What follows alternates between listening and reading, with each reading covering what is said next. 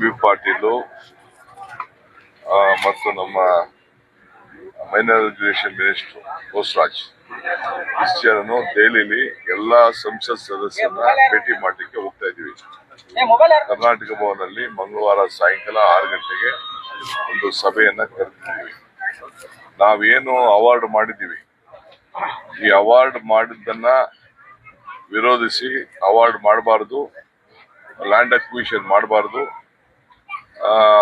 ಅಂತ ಹೇಳಿ ಈಗಾಗಲೇ ಆಂಧ್ರ ಪ್ರದೇಶದವರು ಕೇಂದ್ರ ಸರ್ಕಾರಕ್ಕೆ ಒಂದು ಮನವಿಯನ್ನ ಸಲ್ಲಿಸಿದ್ದಾರೆ. ಅವರು ನಮಗೆ ಕಾರಣ ಕೇಳಿ ನೋಟಿಸ್ ಅನ್ನ ಕೊಟ್ಟಿದ್ದಾರೆ.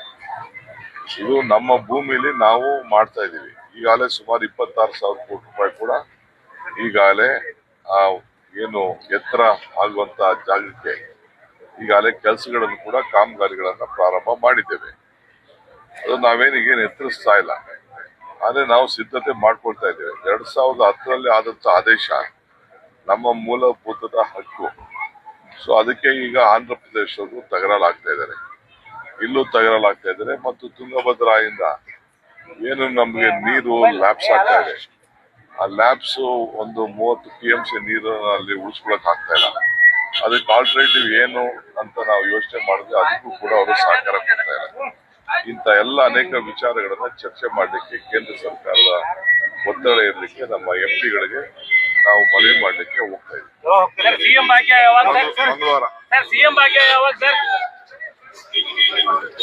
ಸಮಾಜದ ಋಣವನ್ನು ತೀರಿಸುವಂತ ಒಂದು ಕಾರ್ಯಕ್ರಮ. ಭೀಷ್ಮ ಧರ್ಮರಾಯನಿಗೆ ಒಂದು ಮಾತು ಹೇಳ್ತಾರೆ, ಋಣೈ ಚತುರ್ಭಿ ಸಂಯುಕ್ತ ಜಾಯಂತೆ ಮಾನವ ಭೂಮಿ ಪಿತೃ ದೇವಸ್ಥ ಧರ್ಮತ ಅಂತ ಹೇಳ್ತಾರೆ. ಅಂದ್ರೆ ಮನುಷ್ಯ ಹುಟ್ಟುವಾಗ 4 ಋಣದೊಂದಿಗೆ ಹುಟ್ಟಬೇಕಂತೆ. ಒಂದು ತಂದೆ ತಾಯಿಯ ಋಣ, ಒಂದು ದೇವರ ಋಣ, ಒಂದು ಸಮಾಜದ ಋಣ, ಒಂದು ಗುರುವಿನ ಋಣ. ಆ ಋಣವನ್ನು ತೀರಿಸಬೇಕಾದ್ರೆ ಧರ್ಮದಿಂದ ತೀರಿಸಬೇಕಂತೆ. ಇವತ್ತು ನಾವು ಈ ಬಾಗಲಕೋಟೆ ಮತ್ತು ಬಿಜಾಪುರ ಜಿಲ್ಲೆಯ ಅವಿಭಾಗ ಜಿಲ್ಲೆ 14 ಸೀಟ್ಗೆ ತಾವು 10 ಸೀಟನ್ನು ಕೊಟ್ಟು ಈ ರಾಜ್ಯದಲ್ಲಿ ಒಂದು ಕಾಂಗ್ರೆಸ್ ಸರ್ಕಾರ, ಬಲಿಷ್ಠವಾದಂತಹ ಕಾಂಗ್ರೆಸ್ ಸರ್ಕಾರವನ್ನ ನಾವು ತಂದಿದ್ದೀವಿ.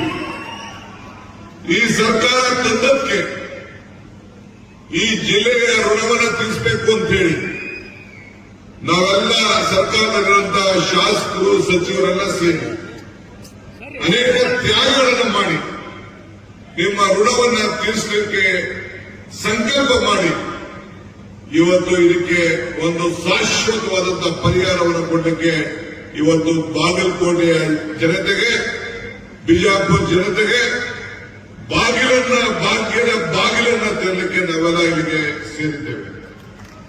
ಬಂಧುಗಳೇ, ಇವತ್ತು ಮೇಟಿಯವರು ಇಲ್ಲ. ಮೇಟಿಯವರು ಇವತ್ತು ನಮ್ಮ ಜೊತೆ ಇಲ್ಲ.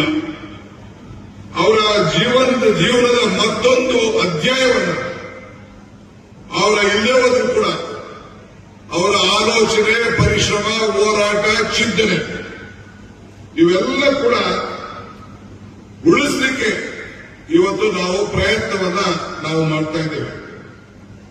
ಅಧಿಕಾರಕ್ಕಿಂತ ಆದರ್ಶಗಳು ಬಹಳ ಮೌಲ್ಯವಾದದ್ದು ಅಂತ ಹೇಳಿ ಇವತ್ತು ನಂಬ್ಕೊಂಡು ಬಂದಂತ ಒಬ್ಬ ನಾಯಕ, ಜನರ ನೋವಿಗೋಸ್ಕರ ಸ್ಪಂದಿಸಿಕೊಂಡು ಸದಾ ನೆನಪಿನಲ್ಲಿ ಇವತ್ತು ಅವರು ಉಳಿತಾರೆ ಅಂತ ಹೇಳಲಿಕ್ಕೆ ನನಗೆ ಬಹಳ ಸಂತೋಷ ಆಗ್ತದೆ. ರಾಜಕಾರಣವನ್ನ ಸೇವೆ ಅಂತ ಹೇಳಿ ಕಂಡಂತ ಒಬ್ಬ ವ್ಯಕ್ತಿತ್ವ ನಮ್ಮ ಸ್ನೇಹಿತರಾದಂತ ಮೇಟಿ ಅವರಿಗೆ ಇತ್ತು ಅನ್ನೋದು ನನಗೆ ಹೇಳಲಿಕ್ಕೆ ಬಹಳ ಸಂತೋಷ ಆಗ್ತದೆ. ಜನರ ಸಾಮಾನ್ಯರಲ್ಲಿ ಅವರು, ಅವರ ಕುಟುಂಬದವರೆಲ್ಲರೂ ಕೂಡ ಒಟ್ಟಿಗೆ ತೆಗೆದುಕೊಂಡು ಹೋಗುವಂತ ಕೆಲಸವನ್ನ ಮಾಡ್ಕೊಂಡು ಬಂದರು. ಸೊ ಇವತ್ತು ಅವರ ಏನು ಆಲೋಚನೆಗಳಿತ್ತು, ಅವರ ಆಚಾರ ಇತ್ತು, ಅವರ ವಿಚಾರ ಇತ್ತು, ಈ ಜಿಲ್ಲೆಯ ನಾಯಕರುಗಳ ಪರಿಶ್ರಮ ಇತ್ತು, ಅದನ್ನೆಲ್ಲ ಕೂಡ ಮನಗಂಡು ನಿಮಗೆ ಅರ್ಪಿಸಲಿಕ್ಕೆ ನಾವು ಬಂದಿದ್ದೇವೆ. ಇವತ್ತು ಮಾನವ ಸೇವೆಯೇ ದೇವರು ಅನ್ನೋದು ಕೂಡ ನಮ್ಮ ಹಿರಿಯರು, ಬಸವಣ್ಣವರೆಲ್ಲ ಹೇಳಿದ್ದಾರೆ. ಜಾತಿ ಕೇಳಬೇಡ, ಗುಣ ಕೇಳು ಅಂತ ಹೇಳಿ.